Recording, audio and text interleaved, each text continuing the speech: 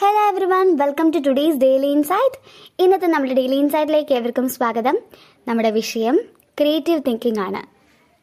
മലയാളത്തിൽ ഇതിനെന്താ പറയുക? സർഗാത്മക ചിന്ത, ക്രിയാത്മക ചിന്ത എന്നൊക്കെ പറയും. എന്താണ് ഈ ക്രിയാത്മക ചിന്ത അല്ലെങ്കിൽ ക്രിയേറ്റീവ് തിങ്കിങ് എന്ന് പറഞ്ഞാൽ? അതെ, നമ്മളിപ്പോൾ ഒരു കാര്യം കേൾക്കുകയാണ്. ആ കാര്യം കേൾക്കുന്ന സമയത്ത് എല്ലാവർക്കും കോമൺ ആയിട്ട് മനസ്സിൽ വരുന്ന കുറച്ച് കാര്യങ്ങളുണ്ട്. അതിനുപരിയായിട്ട് നമ്മുടെ മനസ്സിലേക്ക് വ്യത്യസ്തമായിട്ടുള്ള ആംഗിള്, വ്യത്യസ്തമായിട്ടുള്ള ഡയമെൻഷൻസ് ഒക്കെ വരുന്ന സമയത്ത് അതിന് നമ്മൾ വിളിക്കുന്ന പേരാണ് ക്രിയേറ്റീവ് തിങ്കിങ്. മനോഹരമായിട്ടുള്ളൊരു ഓമന പേര് അല്ലേ? ഏതായാലും അതാണ് ക്രിയേറ്റീവ് തിങ്കിങ് എന്ന് പറഞ്ഞാൽ. ഓക്കെ, അങ്ങനെയാണെങ്കിൽ നമുക്കൊരു എക്സാമ്പിൾ നോക്കിയാലോ? ഒരു കഥ പറയാം. മുമ്പ് നടന്നൊരു സംഭവമാണ്. ഒരു ഹിസ്റ്ററി പീരീഡ്. ആ ഹിസ്റ്ററി പീരീഡ് ടീച്ചർ ക്ലാസ്സിലേക്ക് വരുന്നു. ക്ലാസ് ഇങ്ങനെ മുന്നോട്ട് പോകുന്ന സമയത്ത് പെട്ടെന്ന് ടീച്ചർ ചോദിക്കുകയാണ്, നിങ്ങൾക്ക് ചരിത്രത്തിലൂടെ പിന്നോട്ട് പോകാൻ പറ്റുകയെന്നുണ്ടെങ്കിൽ നിങ്ങൾ അവിടെ മാറ്റുന്ന ഒരു കാര്യം എന്തായിരിക്കും? അപ്പോൾ കുറേ പേര് പറയണ, ഞങ്ങൾ ഇന്ത്യയും പാകിസ്ഥാനും തമ്മിൽ പിരിക്കാൻ സമ്മതിക്കില്ലായിരുന്നു, അല്ലെങ്കിൽ ഗാന്ധിജിയെ രക്ഷിക്കുമായിരുന്നു, അങ്ങനെ ഒരുപാട് കാര്യങ്ങൾ പറയാണ്.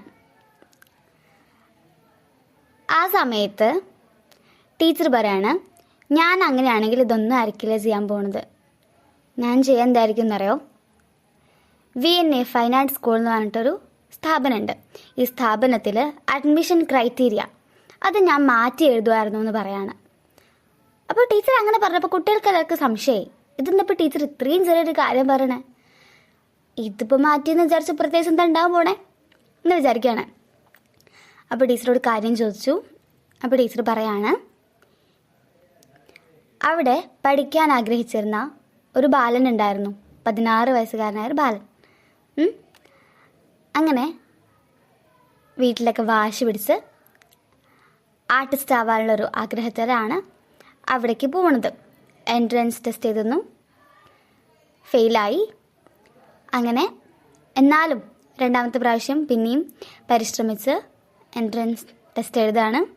അവിടെയും ഫെയിലാവുന്നു. അപ്പോൾ പിന്നെ ഡിപ്രസ്ഡായി. പിന്നെ ഇനി പറ്റില്ല എന്നൊക്കെ തോന്നിപ്പോയി. ഏതായാലും പിന്നീട് അയാൾ സൈന്യത്തിൽ ചേരുകയാണ്.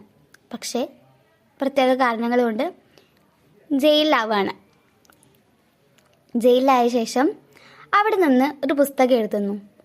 ആ ആശയത്തെ നടപ്പിലാക്കാൻ വേണ്ടിയിട്ട് ജയിലിൽ നിന്ന് ഇറങ്ങിയതിന് ശേഷം രാഷ്ട്രീയത്തിൽ ഇറങ്ങുന്നു. പിന്നീട് ഒരു രാഷ്ട്രത്തിന് തലവനായി മാറുന്നു. ഒടുവിൽ പ്രധാനമായിട്ട് അയാൾ കാരണം 2ാം ലോക മഹായുദ്ധം വരെ ഉണ്ടാവുകയാണ്. എന്തേ 2ാം ലോക മഹായുദ്ധം? അതിൽ പ്രധാന നേതൃത്വം വഹിച്ച ഒരു ഒരു വ്യക്തി ഉണ്ടായിരുന്നു അല്ലേ? അതാരാ?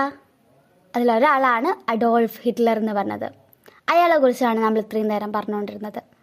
അയാളായിരുന്നു ഈ VNA ഫൈൻ ആർട്സ് സ്കൂളിൽ പ്രവേശനം ആഗ്രഹിച്ചിരുന്നത്. ഒരുപക്ഷെ അയാൾ അവിടെ പ്രവേശിച്ചിരുന്നു എന്നുണ്ടെങ്കിൽ നമ്മുടെ 20ാം നൂറ്റാണ്ടിലെ ചരിത്രം തന്നെ മാറ്റിമറിക്കപ്പെട്ടേനെ. ഇങ്ങനെയൊന്നും ആയിരിക്കില്ല നമ്മുടെ ചരിത്രം പോകണ്ടാവുക. സോ അതാണ് ഇപ്പോൾ ഞാൻ ആലോചിച്ചത്. ലോകത്തിൻ്റെ ഗതി തന്നെ തിരിച്ചുവിട്ട നമ്മുടെ 2ാം ലോക യുദ്ധത്തിന് കാരണമായിട്ടുള്ളത്, അല്ലെങ്കിൽ കാരണക്കാരനായിട്ടുള്ള പ്രധാനമായിട്ടുള്ള ആളുടെ ലൈഫിലുണ്ടായ ചെറിയൊരു കാര്യമാണ് ഇങ്ങനെ ആയിട്ടുള്ളത്. എന്തായാലും ടീച്ചർ ഈ ഒരു കാര്യം പറഞ്ഞ് നിർത്തുന്ന സമയത്ത് നമുക്ക് ചിന്തിക്കാം, ഇതിനെയാണ് ക്രിയേറ്റീവ് തിങ്കിങ് എന്ന്. അതായത് മറ്റാരും ചിന്തിക്കാത്തൊരു ഡയമെൻഷനിൽ ഈ ഒരു കാര്യത്തെ അവതരിപ്പിക്കുകയാണ്. വ്യത്യസ്തമായിട്ടൊരു ചിന്ത ഇട്ട് തരാണ്, വ്യത്യസ്തമായിട്ടൊരു ആശയം ഇട്ട് തരാണ്. ഇവിടെയാണ് ക്രിയേറ്റീവ് തിങ്കിങ്ങിൻ്റെ പ്രസക്തി വരുന്നത്, അല്ലെങ്കിൽ ഇങ്ങനെയാണ് ക്രിയേറ്റീവ് തിങ്കിങ് വരുന്നത്. അപ്പോൾ ചിലർ ചോദിക്കും, ഞങ്ങൾക്കിപ്പോൾ ക്രിയേറ്റീവ് തിങ്കിങ്ങുള്ള സാഹചര്യം പരിസരമൊന്നുമില്ല, ഞങ്ങൾ ദിവസം ബുദ്ധിമുട്ടിലാണ്, കഷ്ടപ്പാടിലാണെന്ന് വിചാരിക്കും. ഞാൻ പറയട്ടെ, ഈ ഇല്ലായ്മയിലാണ് ഏറ്റവും കൂടുതൽ ക്രിയേറ്റീവ് തിങ്കിങ്ങിനുള്ള അവസരം ഇരിക്കുന്നത്. നിങ്ങൾ ചിന്തിക്കുന്നേ, നിങ്ങൾക്ക് ഓരോ കാര്യങ്ങൾക്കും ഓരോ പ്രശ്നങ്ങൾക്കും പരിഹാരം കണ്ടെത്തേണ്ടത് എന്തെന്ന്. നേർവഴിയിലൂടെ പോയാൽ ചിലപ്പോൾ നിങ്ങൾക്ക് പരിഹാരം കണ്ടെത്താൻ പറ്റുന്നു വരില്ല. ഇതുവരെ ആരും കണ്ടെത്താത്ത വഴികൾ ചിന്തിക്കൂ. അല്ലെങ്കിൽ ലോകത്ത് ഏതെങ്കിലും എവിടെയൊക്കെ കണ്ടെത്തിയിട്ടുണ്ടാവാം.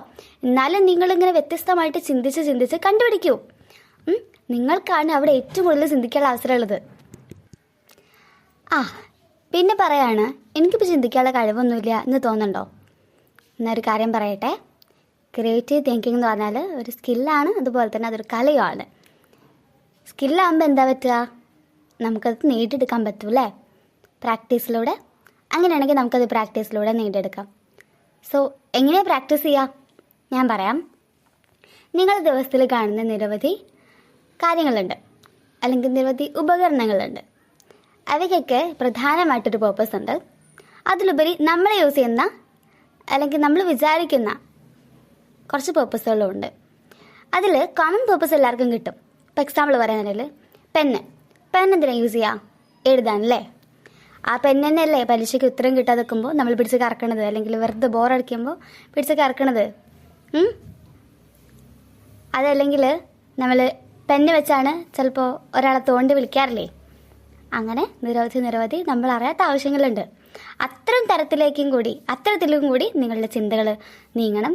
അപ്പോൾ വ്യത്യസ്തമായിട്ടുള്ള ആശയങ്ങൾ കിട്ടും. ഇങ്ങനെയൊക്കെയാണ് നമ്മുടെ ഈ ഒരു കാര്യം പ്രാക്ടീസ് ചെയ്യുക. ഓക്കെ, അപ്പോൾ ഞാൻ നേരത്തെ പറഞ്ഞു നമ്മുടെ ഈ ക്രിയേറ്റീവ് തിങ്കിങ് എന്ന് പറഞ്ഞാൽ ഒരു ആർട്ടാണ്.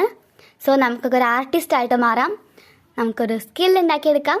ഓക്കെ, ആൻഡ് നന്നായിട്ട് നിങ്ങൾക്ക് ചെയ്യാൻ പറ്റും. You can do it well and thank you so much.